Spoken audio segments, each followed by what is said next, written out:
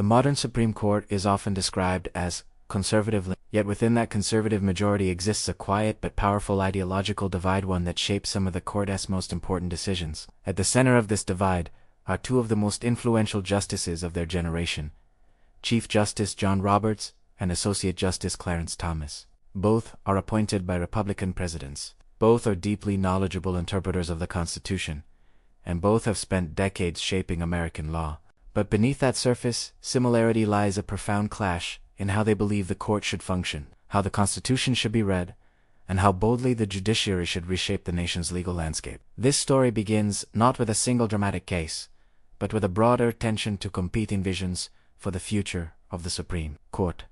John Roberts, the court's leader, sees himself as the guardian of its institutional reputation. To him, the court must survive not just politically, but historically. He prefers slow, careful steps, narrow rulings, incremental changes, and decisions that preserve the court's image as something above partisan chaos. Roberts often seeks compromise, even when it means frustrating conservatives who wish for sweeping change. Clarence Thomas, however, holds a very different philosophy. To him, the court's duty is not to protect its reputation but to restore the Constitution to its original meaning, regardless of public reaction or political fallout. He believes that if a precedent is wrong, it should be overturned. If a law violates the Constitution's text, it will fall. His approach is bold, unapologetic, and deeply rooted in originalism. Unlike Roberts, Thomas is not interested in gradualism. He is interested in correctness. These two approaches, Roberts' cautious institutionalism and Thomas' uncompromising originalism, set the stage for a tension that has quietly influenced the court for years. They agree on many outcomes, but often for completely different reasons. And in several landmark cases, they stand firmly on opposite sides of the constitutional line. Part 1 introduces the audience to the central conflict. Two men who share a bench, a title, and a general political alignment, yet who fundamentally disagree on what the Supreme Court should be. Their clash is not personal, it is philosophical, and as we move deeper into this story, we discover how that philosophical divide shapes the court's identity, its decisions, and the direction of American law itself. To understand why Chief Justice John Roberts and Justice Clarence Thomas often arrive at conflicting constitutional conclusions, we must go back far before they shared the same bench and trace the origins of their judicial worldviews. Their philosophies did not emerge in a vacuum. They were shaped by childhood experiences, legal mentors, political climates, and the intellectual movement surrounding the court during the late 20th century. Before these men became two of the most influential voices in American law, they were two young lawyers absorbing radically different lessons about how justice should work. John Roberts grew up in the Midwest, in a stable family environment, surrounded by institutions that represented order, tradition, and societal continuity. His early legal career mirrored this upbringing. After clerking for Judge Henry, friendly, a famously careful and restrained jurist, Roberts internalized the belief that judges should decide cases narrowly, avoid sweeping pronouncements, and respect precedent unless absolutely necessary. His time in Washington reinforced this mindset. He worked in roles where the court was seen not as a revolutionary force, but as a guardian of legal stability. Roberts became a lawyer who viewed the judiciary as a stabilizing institution in a chaotic political world. Roberts' philosophy could be summarized simply: the court's legitimacy is its greatest power, and its decisions must protect that legitimacy. Clarence Thomas's journey was dramatically different. Born into poverty in Pinpoint, Georgia, Thomas experienced firsthand the failures and injustices of government systems that were supposed to protect people like him. His early life was defined by struggle, resilience, and a constant confrontation with institutions that often abused their authority. When he entered the legal world, he did not view institutions as inherently stabilizing forces. They were human-made, fallible, and often deeply flawed. Thomas was drawn to originalism not as a political ideology, but as an anchor, a belief that the Constitution's meaning must be grounded in its text and the intentions of those who wrote it, not reshaped by judges over time. For Thomas, Originalism offered clarity, honesty, and discipline. It required confronting the Constitution as it is, not as modern society wishes it were. His philosophy could be summarized just as clearly: if the Constitution says it, follow it. If a precedent contradicts it, discard the precedent. As the years passed, these judicial identities hardened. Roberts became a strategist who tried to navigate the fragile legitimacy of the court in an era of extreme polarization. Thomas became a philosopher, willing to stand alone and dissent if he believed a decision violated the Constitution's original meaning. By the time they both sat on the Supreme Court together, their contrasting worldviews were fully formed, and so, even though they shared conservative roots, they approached cases from different worlds. Roberts asked, "How will this decision affect the court's role in society?" Thomas asked, "Does this decision faithfully follow the Constitution's original text?" These questions often lead to the same legal destination, but sometimes they split sharply, with one justice urging caution and the other urging transformation. Their philosophies would collide repeatedly in the years to come, shaping everything from civil rights to federal power. But the seeds of that conflict were planted long before. Part 2 reveals that their disagreements were not random, they were inevitable. By the time John Roberts and Clarence Thomas began serving together on the Supreme Court, their contrasting judicial identities were no longer subtle differences. They had become defining features of how the court operated. The tension between them was not loud, dramatic, or personal. It was quiet, intellectual, and deeply structural. Two conservative justices, standing under the same ideological banner, were actually pushing the court in two very different directions. To understand this clash, we must examine how each justice sees his role when a major constitutional case appears on the docket. For Roberts, every major case is a balancing act. The law on one side, and the court's institutional legitimacy on the other. He views the Supreme Court not just as a legal body, but as an American symbol. In his mind, the court must remain stable, cautious, and insulated from the storms of public backlash. When a case threatens to break public trust or fracture society, Roberts instinctively looks for the narrowest possible ruling, the kind that resolves the dispute without rewriting broad constitutional principles. Roberts often prefers incremental steps, even if he personally believes the Constitution might support a more sweeping change. His approach reflects a belief that too much judicial aggression could damage the court's credibility, and once that credibility is shattered, he fears the court will lose the moral authority needed to function as the ultimate interpreter of the law. In contrast, Clarence Thomas approaches every case with a single, uncompromising question: what does the Constitution actually say? To him, precedent is not a sacred institution, it is merely the accumulated decisions of past judges, many of whom strayed from the Constitution's original meaning. If a ruling from 50 years ago contradicts that meaning,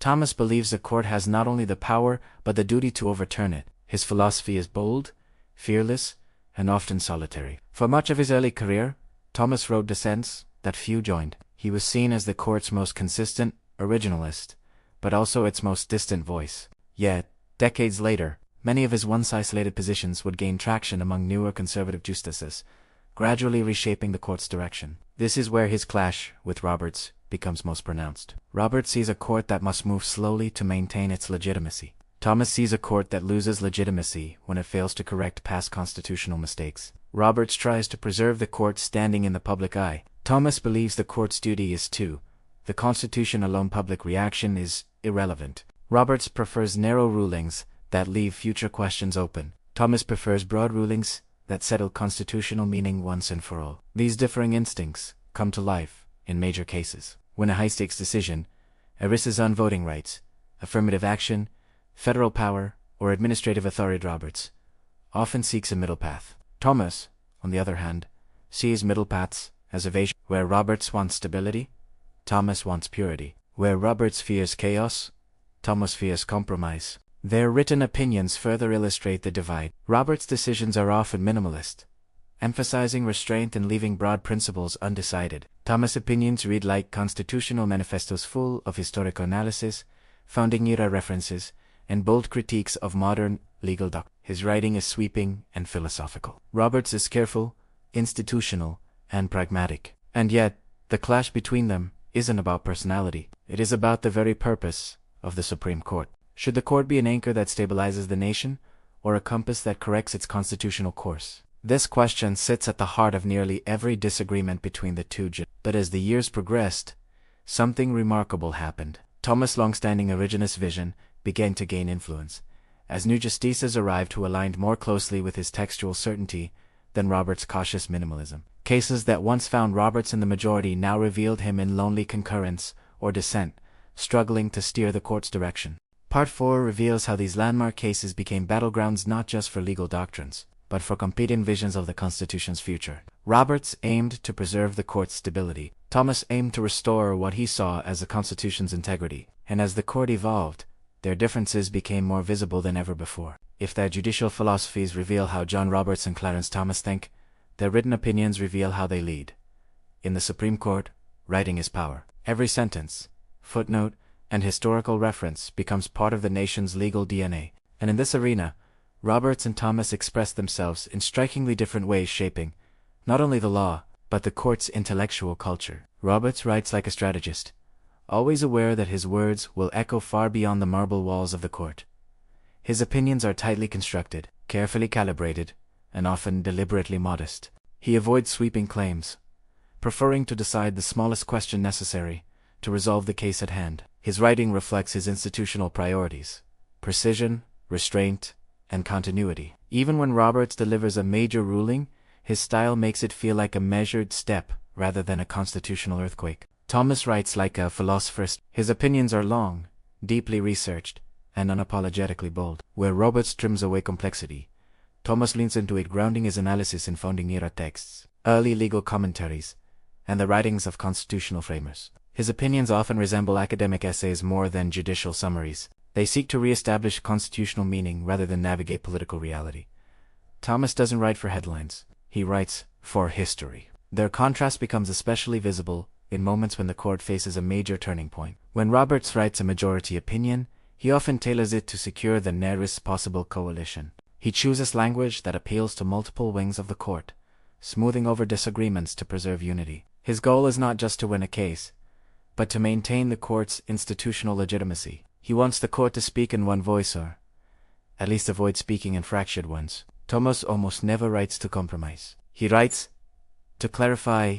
His goal is to articulate a constitutional vision that remains consistent across decades. Whether he is writing for the majority or alone in dissent, he is unconcerned with political fallout or institutional optics. He wants future generations to look back and see a clear, principled constitutional philosophy, even if his view was not the winning one at the time. This difference in style is more than literary. It shapes the court's direction in profound ways. When Roberts leads, the court moves cautiously. By narrowing issues and minimizing disruption, he slows the pace of legal change. His writing keeps the court aligned with its own traditions of restraint, showing respect for precedent, political processes, and social stability. Even when the court shifts direction, Roberts frames the change as a gradual evolution, not a revolution. When Thomas leads, the court moves decisively. His influence emerges not from majority coalitions, but from the gravitational pull of his long-term consistency. For decades, his originalist opinions,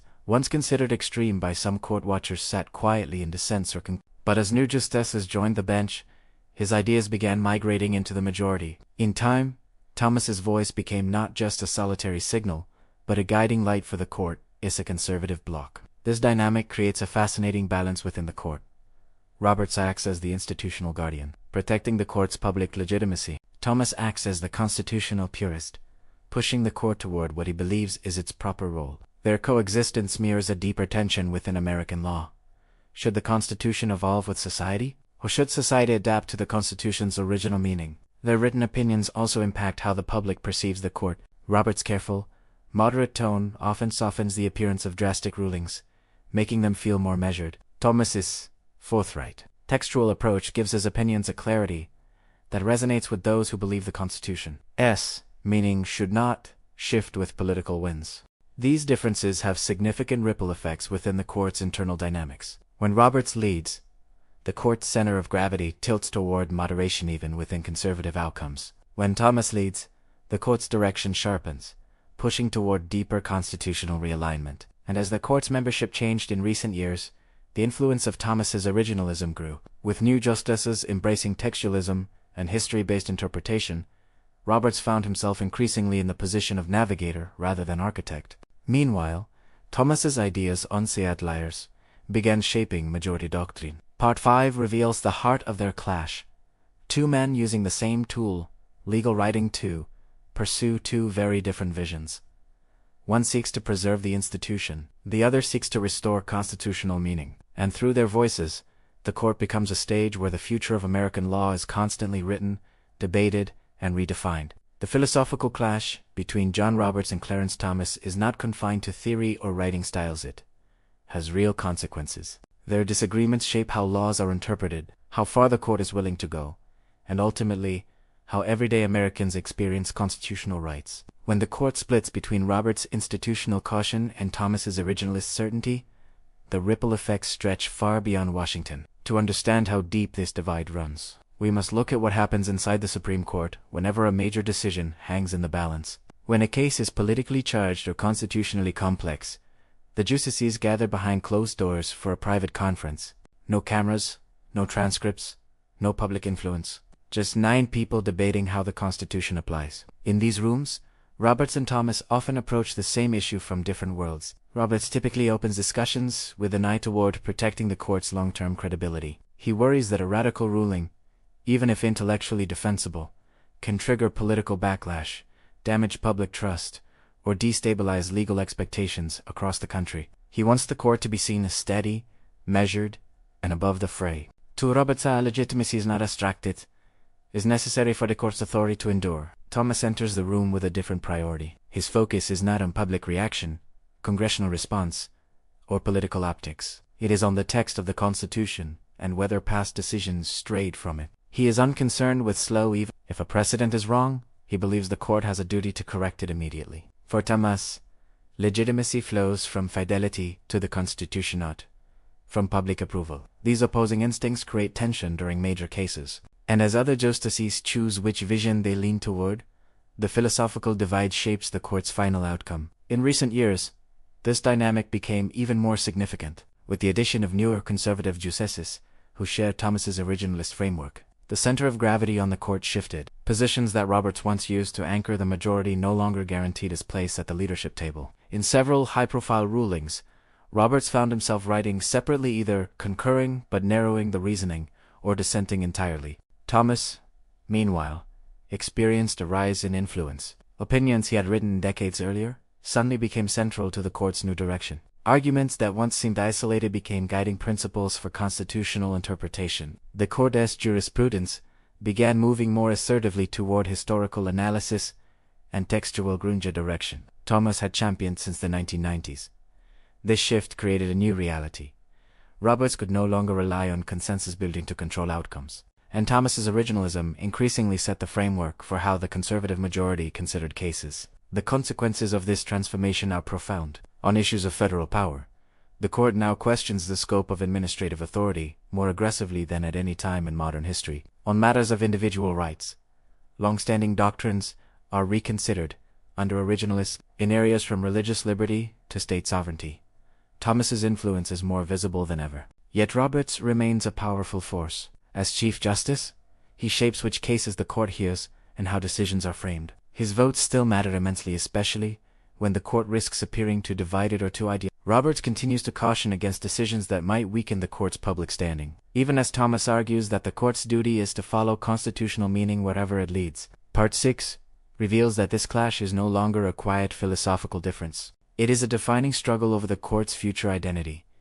Will the Supreme Court prioritize stability and public trust, or will it pursue a bold, originalist vision of constitutional law, regardless of political reaction? The answer depends on which philosophy guides the majority in the decades ahead. As the nation looks toward the future of the Supreme Court, the philosophical divide between Chief Justice John Roberts and Justice Clarence Thomas stands as one of the most defining tensions in modern judicial history. Their contrasting visions, one rooted in institutional preservation, the other in uncompromising originalism, have shaped the court's trajectory, influenced public debates, and sparked conversations about what the Constitution means in the 21st century. Understanding their legacy requires looking at how each justice has come to represent a different path forward for American constitutional law. Roberts' legacy centers on the image of a stabilizer. Throughout his tenure as Chief Justice, he has repeatedly emphasized that courts must resist appearing partisan or unpredictable. To him, the Constitution provides guiding principles, but the court's legitimacy depends on exercising judgment, restraint, and an awareness of society's reliance on established rules. His opinions often attempt to strike a balance, sometimes preserving precedent, even when he expresses theoretical discomfort with it. To Roberts, the court is not merely an interpreter of the law, it is a guardian of the nation's institutional continuity. He worries that bold, sweeping decisions might undermine democratic stability or drag the court into political conflict. For this reason, he has often chosen narrower rulings when broader ones were possible, hoping to steer the court slowly and thoughtfully, rather than abruptly. Thomas, meanwhile, charts a very different legacy. For decades, he held positions that often stood alone, opinions that seemed too radical, too historically grounded, or too far removed from modern legal doctrine to attract broad support. But as the court's membership evolved, his once isolated writings began shaping majority opinions. Ideas he had championed for years, like revisiting expansive interpretations of federal power or critiquing precedent, divorced from original meaning, became central to the court's new direction. Thomas's legacy is defined by intellectual consistency. Whether popular or unpopular, his philosophy has never wavered. He views the Constitution as a fixed document whose meaning must be found in its text and historical context. He rejects the notion that precedent should override constitutional truth. To Thomas, the court's duty is not to maintain stability, but to correct past errors, even if doing so causes institutional disruption. These two competing visions raise a broader question. Which path will define the Supreme Court for the next generation? The answer is not simple. In some areas, Thomas's influence appears ascendant. Younger conservative justices increasingly adopt his originalist reasoning, challenging decades of precedents across a wide range of issues. In other areas, Roberts still shapes the contours of the court's decisions, especially when public trust is at stake, or when a stable middle ground is needed to avoid political backlash. The tension between them may, paradoxically, strengthen the court. That ideological contrast forces deeper debate, more careful reasoning, and more fully developed opinions. It ensures that the court does not become intellectually one-dimensional. Instead, it becomes a forum where competing visions of constitutional meaning collide, clash, and ultimately refine one another. But the divide also carries risk. A court too willing to overturn precedent may be seen as unpredictable. A court too concerned with stability may allow flawed doctrines to persist. The future depends on how these philosophies continue to interact and how the next generation of justices chooses between them. As the Roberts-Thomas debate continues to shape American law, one thing is certain: their clash is not merely a disagreement between two men. It represents a fundamental choice about the nature of constitutional interpretation itself. Will the court prioritize tradition and public trust, as Roberts urged, or will it pursue a bold return to original meaning, as Thomas insists? The legacy of this clash will echo not just through legal textbooks, but through the lived experiences of Americans for decades to come.